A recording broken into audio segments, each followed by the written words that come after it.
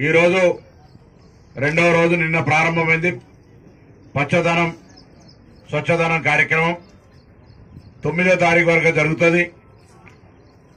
ఇంతకుముందు కలెక్టర్ గారు చెప్పినట్టుగా ఇది ఏదో 5 రోజుల కొరకు జరిగే కార్యక్రమం కాదు. మన జీవితంలో ఒక భాగం చేసుకోవాలి ఈ యొక్క స్వచ్ఛదనాన్ని, పచ్చదనాన్ని. అప్పుడే రాబోయే తరాలకు మనం మన బాధ్యత నిర్వహించినట్టు అవుతుంది. మనం ఇల్లు, మన పరిసరాలు ఏ విధంగా పరిశుభ్రంగా ఉంచుకోవడానికి ప్రయత్నం చేస్తామో, పట్టణంలో కానీ మనం ఎక్కడ నివసిస్తే ఆ ప్రాంతం అంతా కూడా మరి పచ్చదనంగా ఉండాలి, స్వచ్ఛదనంగా ఉండాలి అనేటువంటి ఆలోచనతోటి పారిశుభ్రత కావచ్చు, ఇతరత్ర అనేక అంశాల లోపల మనం బాధ్యత తీసుకోవాల్సిన అవసరం ఉంది.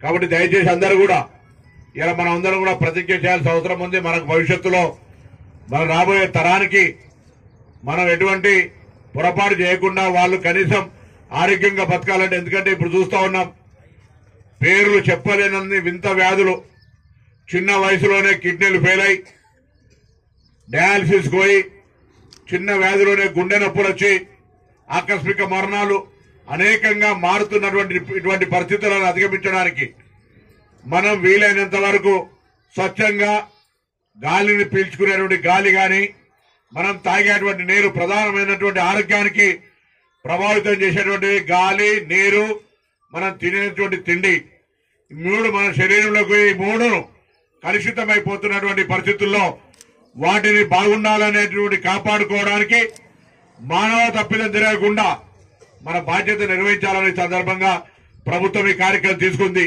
దయచేసి ఈ కార్యక్రమంలో మీరంతా కూడా భాగస్వాములు కావాలి.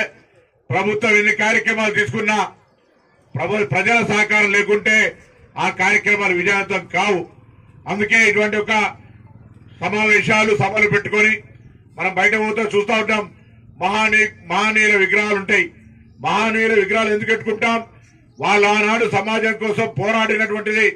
ఆ విగ్రహాన్ని చూడగానే మన లోపల ఒక అంశం స్ఫురించాలి, ఆ విధంగా మన లోపల పరివర్తన రావాలని ఈ రోజు సభలు, సమావేశాలు కూడా లేదా ఇటువంటి కార్యక్రమం ప్రత్యేకంగా ఒక డ్రైవ్, ఒక స్పెషల్ ప్రోగ్రాం పెట్టుకునే ఉద్దేశం కూడా అందరూ కూడా భాగస్వాములై ఈ అంశం గురించి ఎక్కడ కూడా విస్మరించకుండా కార్యక్రమంలో భాగస్వామ్యం కావాలని, తప్పకుండా ఈ స్వచ్ఛదనం పచ్చదనం కార్యక్రమం ద్వారా రాష్ట్రం మొత్తం, అందులో హుస్నాబాద్ నియోజకవర్గ ప్రజల యొక్క ఆరోగ్యాన్ని కాపాడడానికి ప్రజలందరూ, ఇక్కడ ఉన్నటువంటి అందరూ కూడా విధిగా ఒక మొక్క నాటడం, దాన్ని కాపాడుకుంటామనేటువంటి ఒక మాట మీరు అందరు ఇచ్చినట్టయితే దాని తదుపరి శాసనసభ్యుడిగా నేను మీ అందరి యొక్క భవిష్యత్తుకు సంబంధించినటువంటి విద్య, వైద్య తదితర విషయాల లోపల నా బాధ్యతను కూడా మరింత బాధ్యతగా నిర్వహిస్తాననే మాట మనవి చేస్తా ఉన్నా.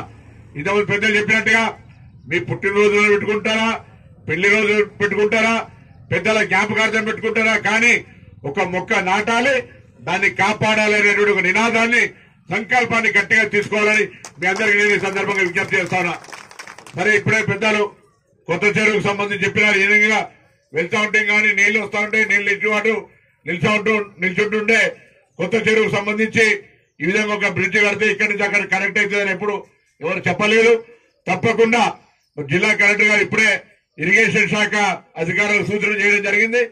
దాన్ని ఎస్టిమేషన్ చేయించి బండ్లు కూడా స్ట్రెంథెన్ చేసి ఒకటేసారి మన సీనియర్ డబల్ సెంట్రల్ లైనింగ్ దాకా వెళ్ళిపోయిన ముందు రోడ్డు డెవలప్మెంట్ కానీ మనం దాన్ని వీలైనంత వరకు ముందు పబ్లిక్ యూటిలైజేషన్ చేయగలిగినట్టయితే ఆ విధంగా మెల్లమెల్లగా డెవలప్మెంట్ అయితే తప్పకుండా ఈ యొక్క బైపాస్ కింద కూడా ఉపయోగించుకునే విధంగా దీన్ని వాడుకుందామనే మాట మనవేసి ఇప్పటికే మరి ఎల్లమ్మ చెరువుకి ఇక్కడ నుంచి రైట్ సైడ్ నుంచి కూడా 3 కోట్ల రూపాయల నిధులు కేటాయించిన ఇంతకుముందు పద్మక్క గారు చెప్పినట్టుగా, దాంతో పాటుగా ఇతరత్ర కార్యక్రమాలకు ప్రాధాన్యత ఇస్తా ఉన్నాం.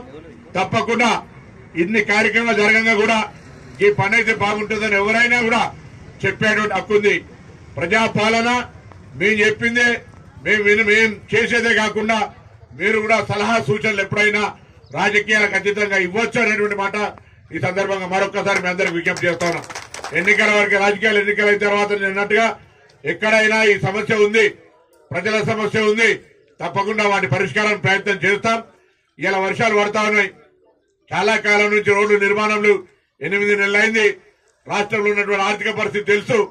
అక్కడ ఇక్కడ చిన్న చిన్న రోడ్ల పరంగా ఇబ్బందులు ఉన్నటువంటి మాట నాకు తెలుసు. వాటిని కూడా వీలైనంత తొందరలో ప్రతిపాదనలు చేపట్టాయి.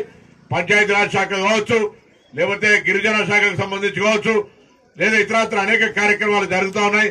వాటన్నిటిని కూడా తొందరలోనే గ్రామీణ ప్రాంతాల్లో రోడ్ల నిర్మాణానికి కావచ్చు, ఇతరత్ర అభివృద్ధి కార్యక్రమాలకు కూడా చొరవ తీసుకుంటాననే మాట మనవేస్తూ, నిన్ననే మహమ్మదాపూర్ హాస్పిటల్ కు సంబంధించి అదొక పూర్తిగా ఉపయోగంలో లేకుండా ఉందని చెప్తాను. నేను జిల్లా కలెక్టర్ గారిని కోరిన ఇమ్మీడియట్ గా మెడికల్ ఆఫీసర్ అక్కడికి పంపి అది మళ్లీ ప్రజలకు ఉపయోగంలోకి తీసుకొచ్చే విధంగా చర్యలు చేపట్టాలనేటువంటి మాట కూడా కోరుతూ, ఏ విధమైనటువంటి సమస్య ఒక యువ కలెక్టర్ గారు ఉన్నారు, అధికారులను నేను ఎవరిని కూడా అందరినీ కూడా మనకిచ్చిన బాధ్యత ద్వారా ప్రజలకు సేవ చేసే కార్యక్రమం లోపల మన బాధ్యత నిర్వహించే విధంగా పనిచేయాలని, ఎవరైనా విధి నిర్వహణలో ఎక్కడ కూడా అలసత్వంగా ఎవరు ఉండొద్దు అనేది క్షేత్రస్థాయి అధికారులకు కూడా మీరు గట్టిగా పర్యవేక్షించే విధంగా మీరు చూడాల్సిందే ఈ సందర్భంగా నేను కోరుతూ, తప్పకుండా హుస్నాబాద్ పట్టణానికి సంబంధించిన పెరుగుతున్నటువంటి అభివృద్ధి దృష్ట్యా ఇక్కడ కొంత స్థలాలకు సంబంధించి కూడా నేను గౌరవ జిల్లా కలెక్టర్ గారు చెప్పినాను.